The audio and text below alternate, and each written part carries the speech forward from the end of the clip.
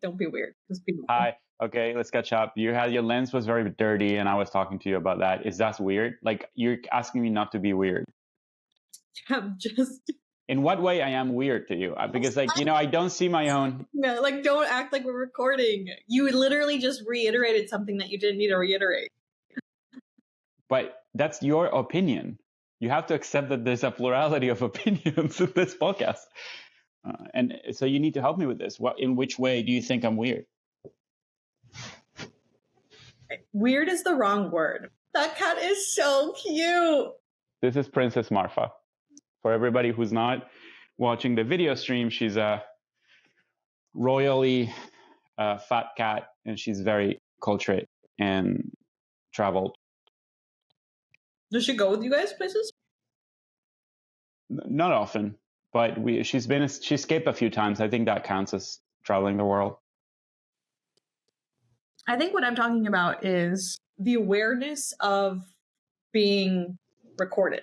I think I can tell when you have that awareness. Like right now, I can tell like sometimes when I'm in therapy, I get in my head and I'm like, okay, what do I look like? What is my therapist seeing? Do I look crazy? Like, am I being weird? And then I get in my head and I start thinking about it. But sometimes, like when you're just catching up with a friend, it's like, I'm just going to pretend that no one's going to see this, Well, you see, that's where we differ. I like to put on a show. And not only in front of a camera, I live as a performance of myself. I don't consider myself a real person.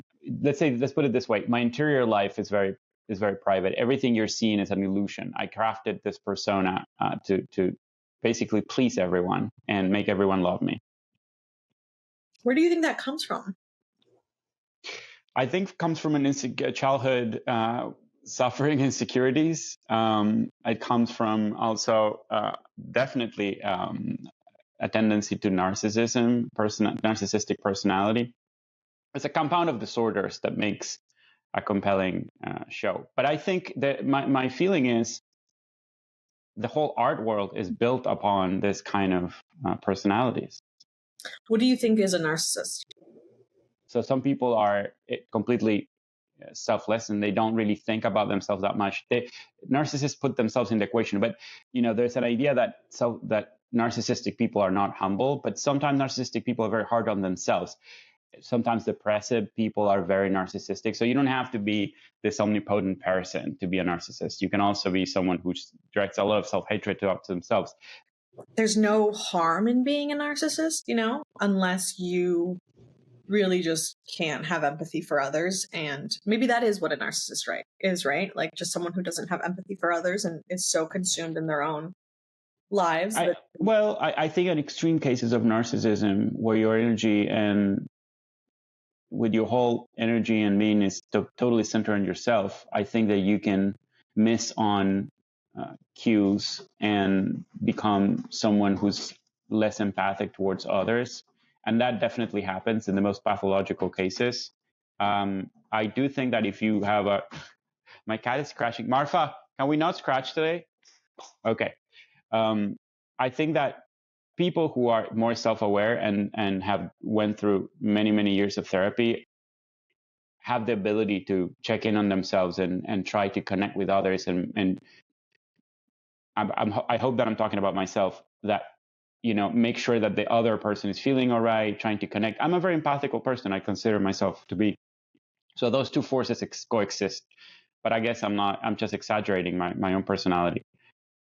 I get it. Yeah, because I don't think you could be a good director, and be a narcissist who doesn't have any empathy. That's true. I think you need to know the human soul. I think you need to be able to recognize behavior in other people. And to do that, you need to understand their motives. So I can think about like people like Tarantino, who's extremely narcissistic, right?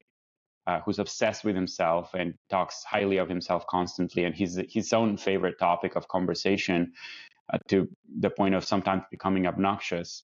I think that he has this great performances. So part of himself has to be this. I mean, he probably has the ability to connect with others and then put himself in other people's shoes, especially when you're working with actors. If you're trying to force that your personality, that just kills everything. Damn, I didn't realize that Quentin was like that.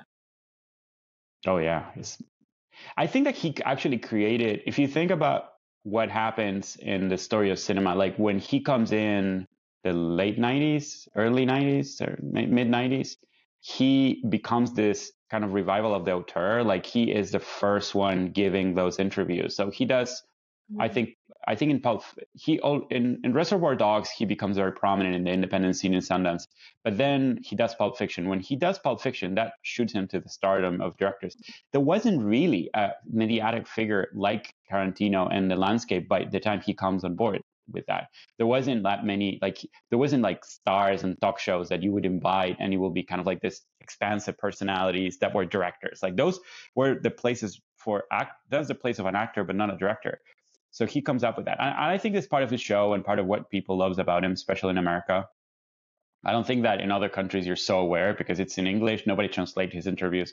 But I think America fell in love with this big personality, this narcissistic guy who says, like, I'm a genius. I'm reinventing cinema. Everything that I'm doing touch is gold. I think it's entertaining. But that I feel is a characteristic of art. I feel like you have to have an ego to be an artist. I don't buy this thing of a selfless, non-egotistical art. Like artists will always put themselves in the work. You have to be in contact with yourself. You're writing characters based on your own human experience. So you are paying attention to yourself in a way that it could be obnoxious for people who are doctors, who are always putting themselves at the service of others. I think the director and artists in general, just to be connected with yourself, you make yourself so important in the narrative that it's inevitable. And then you can create a persona that is less obnoxious and also you can be very empathic. I think those are just traits. They don't need to be dominating traits, and I think when they're dominating they maybe become pathological and obnoxious. Yeah I don't have the energy for doing all of that Quentin's doing, but props to him. I enjoy it. I think it's good. I mean, probably I wouldn't enjoy it as a friend, but as a audience member I think it's great. Yeah it's entertaining. I think it's entertaining. I hope I'm entertaining sometimes to you. I'm not just obnoxious. Yeah.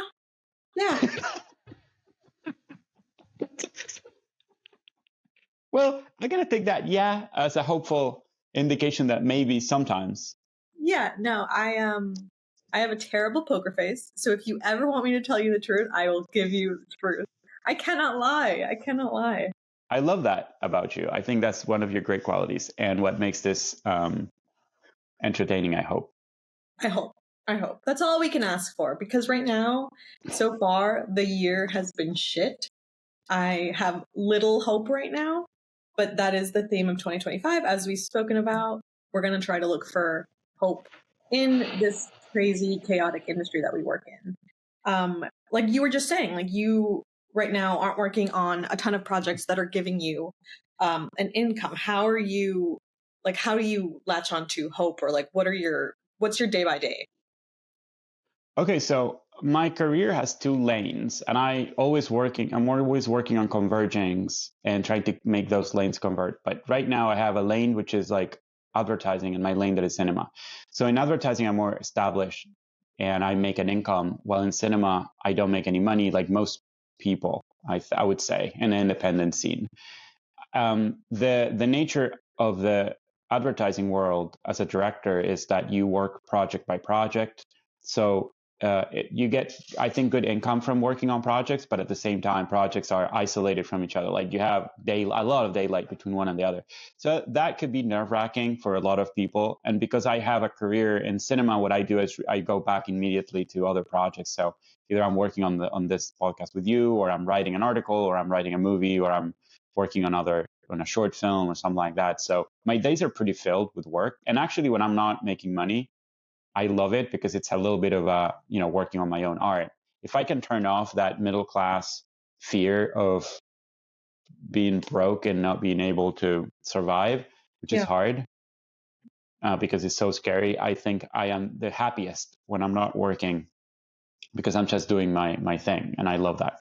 Yeah, but it's so cool because you like have a project that you're writing on, right? And then it's basically up to you to accomplish that, right? And it's like a lot of pressure that we put on ourselves, but at the same time it's very freeing, and that like I can just out of nothing create this story and then, attach actors and producers and you can direct it. It's funny you say that, because I was thinking today about the very fashionable trend of manifesting. So, this idea that everybody in LA has this idea that if you want something from life, you have to manifest it, and the universe will provide, right? If you're open and you have a clear visualization of what you want, the universe will provide.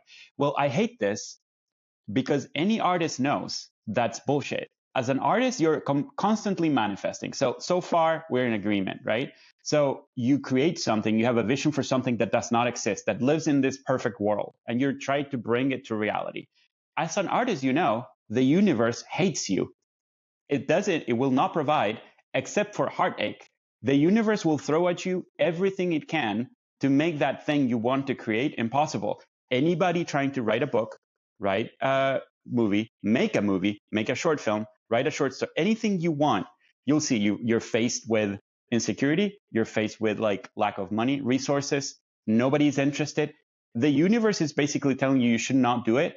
And to be honest, that would be the most sane thing, is to quit. And now, so manifesting is a hard thing. It's not waiting passively for expecting the universe to provide. It's kind of like saying the universe, fuck you, I'm going to do this anyway, because this is my vision and my dream. It's a crazy thing to do. That's not manifesting, though. You're giving the wrong definition. Okay, give me your definition of manifesting. Well, first of all, I don't move throughout the world. This is a great moment to be combative right now, because I'm just so hormonal right now, and just oh my god, I love this. Argue. So I don't move throughout the world thinking oh, the universe is against me, the universe is going to throw all these obstacles. I really go throughout the world thinking oh, everything is easy for me and everything just comes to me. Whatever I want, I can get.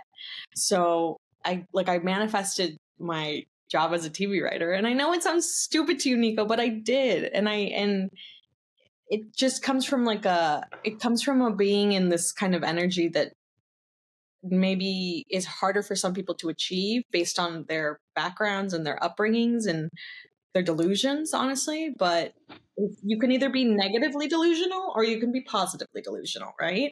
And I luckily grew up with a mother who was very, very positive and maybe a little woo-woo, but it worked for me because I suffer less than maybe you're going to be suffering. Oh, I suffer all the time. So you understand, all my philosophies are just source of suffering. So I'm glad that yours is not. When I look at what you're saying, first of all, it humbles me because, of course, what do I know, right? And second, I can't help to think, well, you're also very talented. You're very gifted in a way that maybe other people aren't. And that made you get the things you want. No, absolutely not. It's literally just hard work. That's all. Okay. Well, we both put hard work, I guess. Yeah, it's hard work. As you said before, the year is shit, but at the same time, we have to deal with it.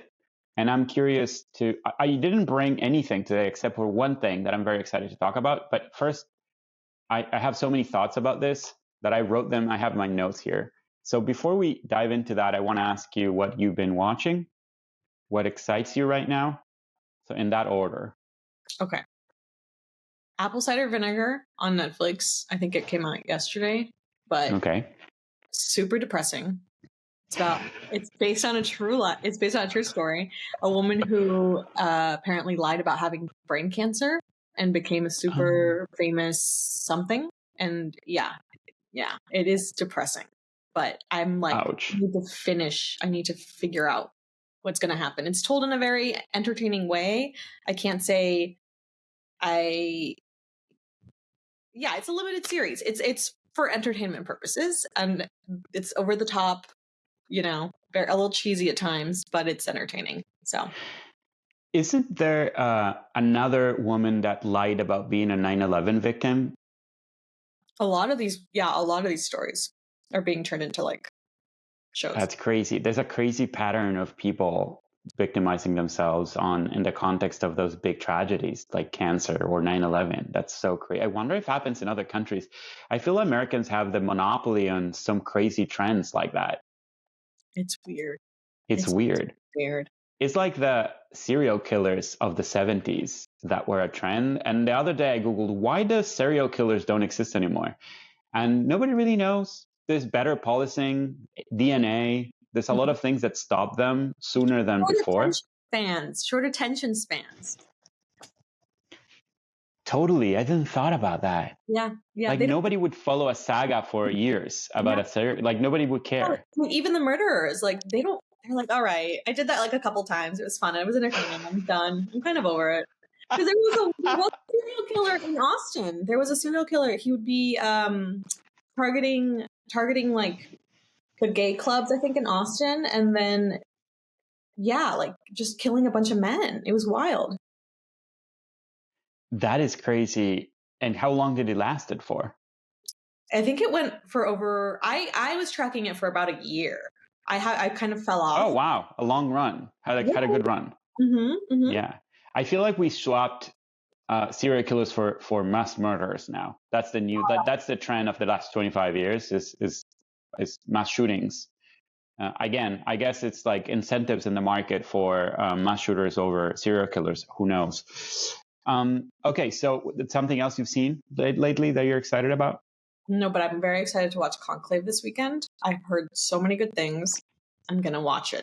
But no, that's all I've been watching. I haven't had a chance to watch anything else. I have seen it. I'm really excited for you to watch it. It's a classic, I think. It's like a classic movie.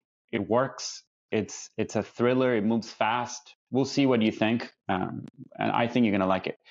But before I tell you about the one I watch, and I've been thinking a lot about, I want to ask you about this Emilia Pérez debacle. Yeah. I think this is the right time to talk about it. So could you give me some context of what is happening with this movie?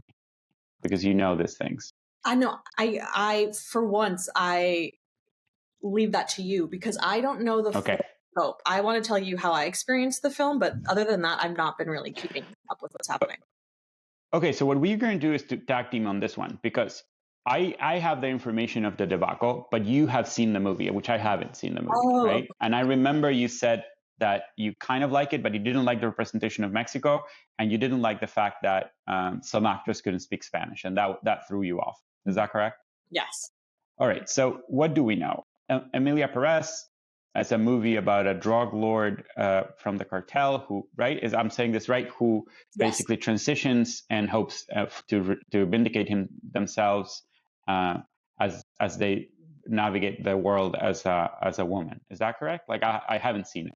Yeah, that's correct. That's correct. I went into the movie not knowing it was about the cartel, so that was one huge turnoff. But yeah, go on. So the beginning of the movie immediately polarizes audiences. A lot of people think it's genius and beautiful. I have friends who are hardcore fans of this movie. I have a friend who's seen the movie 14 times. She's been to every screening, to the point that she's been brought up on stage and became friends with them because of the tenacity of her fandom.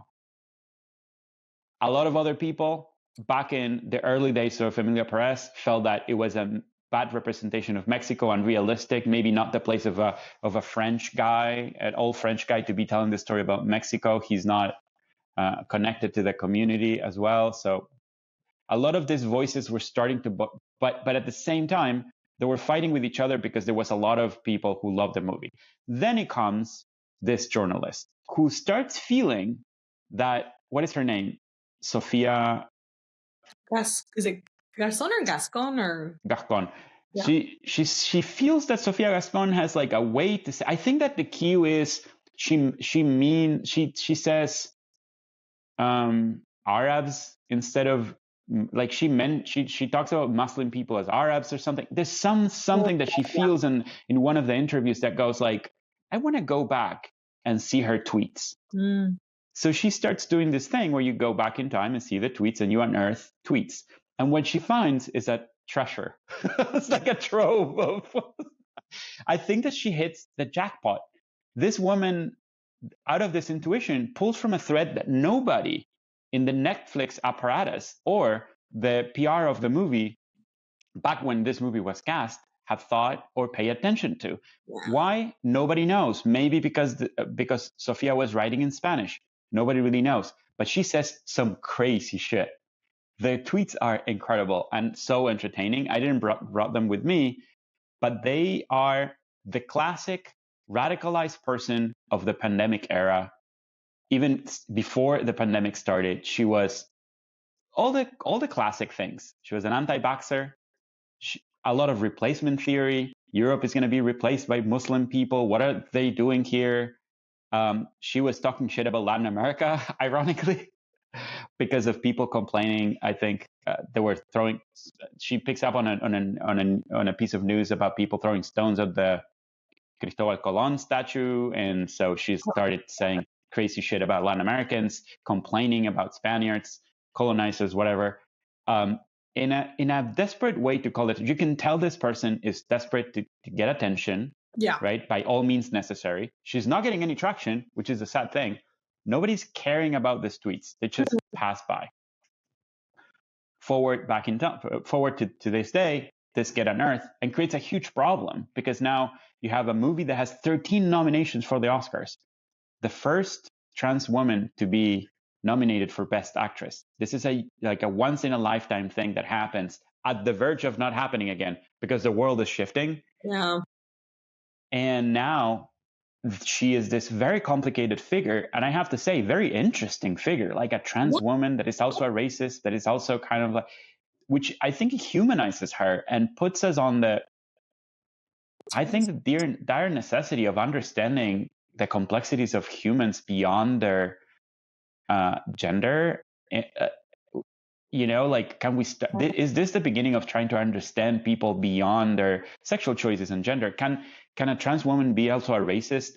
Is that a good thing? Maybe it is. It's like, then, maybe she felt that she could express the complexities of her ideology in a way that would not interfere with her choices in other parts of her life. And I kind of celebrate that. I think that it's a triumph of humanity when people are allowed to be both. Maybe it's not a triumph it's not a personal triumph that I can't celebrate because I'm against what she said, but I kind of like this idea of like, well, you know what? We're not just two teams. They're separated and just have like anybody can be fluid, even ideologically. I don't know. And so now what do you think is going to happen? Yeah, gosh, I don't know. A part of me thinks that he could still get the Oscar. Yeah. I want that. I'm going to be buying popcorn. It's going to be crazy. I know.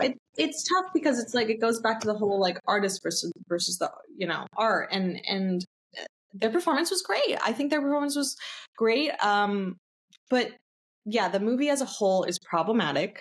I think that,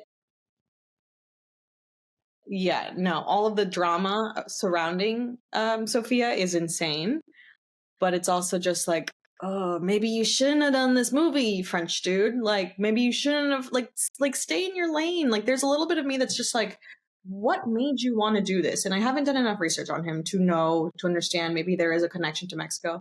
But I went into this movie, and I'll be honest. Spoilers alert, there isn't. I want to give this film credit because when I went into this movie, I knew nothing about it. I went to a WGA screening that my friends invited me to, and I was like, sure, I'll go. I don't know anything about this. So I knew Selena Gomez was in it, right? And I thought, oh my God, there's a lot of buzz around her performance. I was expecting a good performance. What happened was a bad performance, like a terrible, terrible, terrible performance from Selena.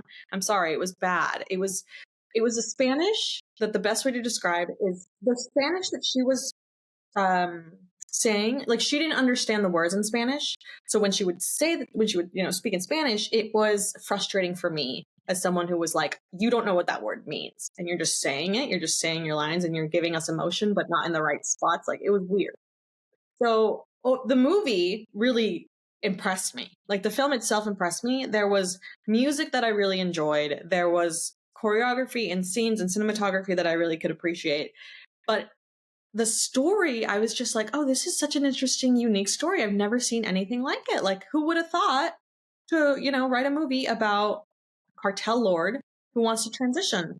And I don't know. I think there's got to be something there. Like, there's got to be some sort of message that this director was trying to convey, but it got so muddled in the theatrics of the film, and then all of the backlash from this actress that I don't know. I don't care anymore. There was a controversy back in the day about the movie about the mobster who was a driver. Who was that movie? Oh, I'm ruining the podcast with my lack of. No, it's fine. I don't know. Anyway, there was a movie that was controversial that got to that. It was that movie that won over Moonlight, and then they took like that disaster. Green Book. Green Book about this writer, famous black writer who's been driven by a mobster that is racist or something, and that whole movie was problematic as well. And then the problems started to pop up as the movie started gaining momentum and traction, right? As it does, like when you start getting attention, that's where the people start digging on your tweets. Mm-hmm. So anything else that interests you these days? Or should I tell you my trove of ideas about this thing? No, tell me. So you're going to have to interrupt me because I'm very passionate about the things that triggered. And so I brought in a lot of notes. I have my notes here. Have you seen Landman? No. Okay, so I've been watching this show. It's a show that has like 8 episodes. My gateway drug to the show was Billy Bob Thornton. I fell in love with Billy Bob Thornton in the first season of Fargo. That's where I discovered him. And my love is strong. And I've been hearing about this show Yellowstone for a long time, right? But I haven't watched it. So Landman was kind of my introduction to the creator, who's Taylor Sheridan, right? So this is my introduction to the Taylor Sheridan multiverse. This is his new show. For the record, I Googled Taylor Sheridan because I couldn't really picture him, and I was struck by his jawline. This man has a jawline that makes a cis man quiver. I was like, have you seen those chat memes of the very masculine figures? He is like an original Chad himself. Is a very masculine guy. Oh. And okay, so I have my notes here. So I'm going to tell you what it is about, right? So Landman follows Tommy Norris, who's played by Billy Bob Thornton. Is this veteran oil guy? Is a tragic figure.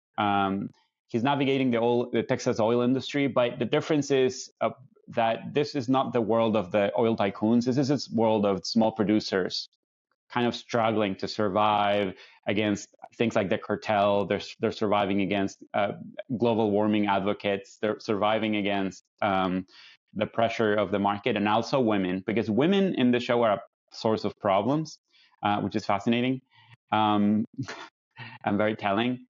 But what really I think was struck by it, I watched the entire thing. I enjoyed it, kind of like as an audience member. But then I started thinking that I think Landman marks the shift from 15 years of progressive narratives that our liberal team has been telling, right? Like we've been telling stories about women, we've been telling stories about immigrants, about struggles of the underrepresented groups. This is a different thing. This is different. I think that Landman is Hollywood trying to channel kind of the political landscape of the Trump era, right? And I think this is crucial as artists right now to understand. We are not the cool kids anymore. Like the tide has turned. Yeah. Would you agree? I totally agree. Yeah. How does it? I mean, I want to just make pauses here and ask you about these things because I'm really curious about your opinion. Would you agree that this is a new era? And I feel like, we're going to see this kind of thing mushroom. It's going to be the kind of story that is being told by Hollywood. It makes me really sad. So I'd rather not pause here because I'm like powerless, like in knowing that we no longer, like we are losing so much of our power. But at the same time, our voices are power technically. So we're not really technically going to lose our voice, but it just feels like we're being, pushed. I think that for any artist operating today, what you need to understand is that the common sense that we created over the past 15 years was actually very much of a bubble that we were living in that's been burst, and people are craving narratives that are now what we would argue reactionary. But I'm going to try not to be a woke liberal here for a minute, because actually I like the show. I don't think it's a great show. I think that it kind of falls apart, but not for ideological reasons. But what I wanted to do is to go back in time and try to understand what is compelling about it for me. So you can trace the characters of Landman to this kind of triumphant, phallic heroes of the Western movies, right? And you can think about it as the Westerns of John Wayne, right? The no nonsense guy, the guy of a few words who would bite their emotions, like that kind of thing. Because in a way, Westerns in the 20s and 30s are kind of broadcasting moral values, right? General moral values. You could argue Christian values, but they were not necessarily reactionary. Now, in the late 60s and 70s, in a way, as a response to the countercultural movements, to the civil rights movement, to the war in Vietnam, the common sense in America starts leaning left, and the Westerns of that era, the Westerns of the 60s and the 70s, are a reaction against that. So they become very right wing. That's your John Wayne Westerns. Eventually is Dirty Harry with, and you can trace that all the way to the 80s with those military heroes, right? Like Rambo is one of these characters. Rambo is kind of like this no nonsense. He barely speaks. A million guys can shoot at him. Nothing will happen, right? It's this kind of like peak hyper masculine hero. He's resilient. He's individualistic. All the good things. So in a weird way, Landman tries to go back to that archetype. Because that archetype was so successful for so long. I mean, I grew up with those movies. Like America for me was the macho guy who was shooting at like brown people. Like that was the movies we enjoyed in the 80s. That kind of entertainment, I know it sounds like impossible, but it actually can exist and be very successful around the world. And I think Landman is trying to go back to that archetype. When it goes back to those archetypes of the macho, it does it from the perspective of the wounded masculinity that we're seeing today, the kind of like crisis of masculinity that we're seeing that is creating so many problems around the world, right? Which is fascinating because it's kind of like trying to recoup that, trying to go back to that man, but it is inevitably describing this man in a different way because their masculinity in the show is not under attack. It's kind of like dead. Like all the gestures of masculinity that the guys do are kind of like empty shells. They're not really, there's nothing behind them because they have no agency over the things that they're trying to solve, right? Every character in Landman is very cynical, is a victim of circumstance. They don't have the ability, like Rambo, to go and modify the world and change it. That ability has been for long. Like there's no way they can act upon the world. So they're just like there to withstand the world. Every character is a victim, which I thought it was fascinating. The crazy thing is that I don't think necessarily Landman existing as this reactionary narrative is a bad thing. And this is where I want your opinion. And I think I'll get controversial. I feel like part of this crisis of masculinity that we're living today is because a lack of representation of those impulses and those stories in the mass media. It's something of an acting out this masculinity, which is a weird thing that you see on Twitter and you see on the violence against minorities. I feel like that partially is because they don't see themselves reflected in stories. And I think stories have this way of sublimating this violence in a way that is artistic. And we for so long have said, no, there's no way you can produce a Landman. Now, I think it's a good thing that this exists. I enjoyed it. And maybe it's because I'm a cis male, and part of me was like tingled by this kind of like fantasy of a male, sad male hero trying to withstand the world, trying to understand women. There's a whole dimension of this show which is about women, and like women are portrayed in the show like this completely different creatures that act by instinct and emotion, and they're not to be trusted, and also are kind of adored in a way that is so other than the male characters. But it's well written and it's entertaining. Then it becomes melodramatic and a little bit of a soap opera for this era. But what do you think about the idea of like this things existing in the landscape of media right now? Yeah, I mean, well, I'm trying to understand Landman. It's is it more like a Western Mad Men? Like, is that the vibe? Or Oh, wow, that's a good synthesis. So yeah, it's a Western in that it happens in Midland, Texas. It's about the oil rigs. It's about the men working on those oil rigs and the problems they face. yeah, because I guess I never really stopped to think about how there isn't really anything for men, I guess, in terms of like what they can consume, other than the last thing I can think of is like Sopranos, Mad Men, like those kinds of shows, right? That's what you're talking about? Do you think that Sopranos and Mad Men are for men? That's the Yeah. demo? Yeah, because if you think about it, it's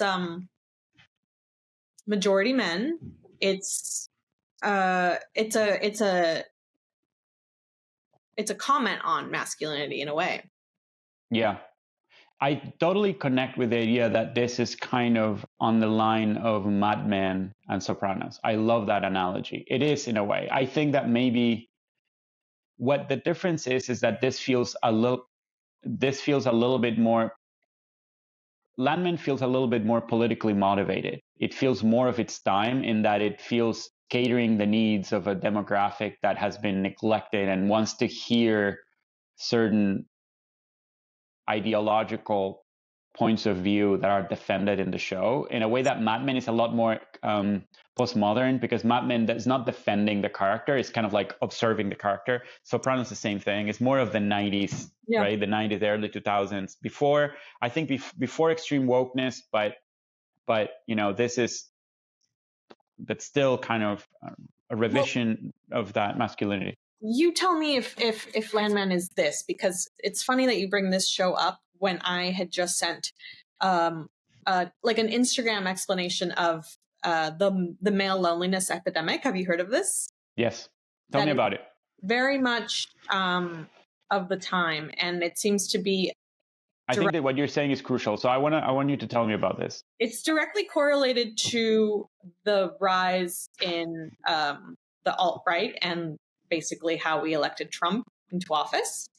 But yeah, no, the male loneliness epidemic, it's like this lack of men having media, right, for them. It's weird for me to say these words because I'm like, everything is for men most of the times, but I guess, sure, maybe there's a gap in what they can consume, but or what they want to see. But men also just not being able to talk to other men losing friend groups, men not having friend groups where they can actually get deep. And it becomes this loneliness that the only thing that they seem to be able to connect to is like the alt-right politics, and it is able to place blame for how they're feeling onto something, and you know, it sparks Yes. a lot of political problems that we're kind of experiencing right now. So it seems like that Landman is for these men. It's for white men. I mean, let me tell you. I mean, I'm not in the demographic, and I can see it and enjoy parts of it. I think, but I'm not that belligerent and politically belligerent. Like I have, you know, I understand the parameters of ideology, and I have my own thinking, but I'm not easily angered by media. Like I don't really, like, I can see a reactionary thing for what it is and understand it. I don't have that much skin in the game. Having said that, I think it's meant for white men, but especially for right-wing white men, there's no nonsense middle mentality of like saying, okay, stop the nonsense, stop the gender wars, stop stop confounding the roles, the traditional gender roles, and let's just talk about the world from the perspective of our own ideology and what it. So it's very much coded ideologically, right? There's no ambiguity in the worldview of Landman. It's a world where up is up and down is down, right? Now, I think that those people, maybe the target demographic, let's say white men and people who advocate for white men, because I think there's a lot of white women that also advocate for this worldview. And sometimes, and we need to admit this, so many Latinos, because there are a lot of Latinos in the show, sometimes portrayed better or worse, but they pay attention to that. And I think we need to understand and accept the fact that this time around is not just white men. We should stop using labels like that, because that's what that got us in the problem in the first place. Let's say that this kind of like masculinity, that traditional masculinity that the show caters, I think it's trying to say, listen, you're not wrong. You can feel fine. You have a place in the world. There's a world of meaning, and you have a place in it, and you have a role in it, and you're not going to be vilified or demonized for it. Like, you can be a white man, you can have your traditional view, and this is a show for you where the world is represented through the lens that you want to see it. Before that, I think that we make a lot of narratives that were trying to deconstruct the patriarchy, and I think that a big part of the population felt that they were neglected by these stories, and those were people in power, and the people in power tend to react bad when you attack them. So I think a lot of what you're saying is part of the problem. Yeah, it's sad though, because it's sad that maybe all it took was for us to create, the term trad wife. Like, yes, all these men wanted, or all these people wanted, are trad content. Yes. And you know what I think? Twister works in the same way. You've seen Twisters? Yeah. That is the same world of Landman. Like, this is, it's a maybe less, I think Twisters is more middle ground than this. This is a little bit more to the right of Twister. But do you feel that vibe that I'm talking about in Twisters? Kind of. Honestly, I don't know. I think because, I don't know, it felt nostalgic, but I don't know if it felt that post-woke that you like to describe it as. Have you seen Yellowstone? No. I haven't either. But I suspect it's the same multiverse. I don't know. I think it's like a simple traditional life, but yes, it was about a natural objectifying women. You know, some women are naked, like butt naked in the show, and they're comic relief, like old school. Like, that's Yellowstone, or what? That's in Landman. Landman? Oh, yeah. okay. You have your comic relief in crazy women. But you also have the lawyer. So you have the lawyer that is kind of like a shark, and highly intelligent young lawyer, empowered, right? So they give you that, like, this is a synthesis. It's not, not dialectical opposition to woke. So it's a synthesis. It's like saying, like, this is our mainstream product. So we're going to acknowledge this archetype of the strong female. We're going to put a character like that, but we're also going to have the comic relief of the bimbo that is naked the whole show, and it's like, and men can like go like, ha ha ha, she's naked, she's distracting me. Like, that's a dynamic on the show, which is like something out of the fucking 70s, which is so funny. Yeah. And I was like, oh, this is back. It's fascinating. This is back. Yeah. Do you think the world has changed and went to a different place? You could argue a better or a worse place, but the world is so dynamic and media is so dynamic. And I kind of like that. I kind of like that we have to defend or turf again and say, like, all right, we'll have to come out with more compelling products to get them back.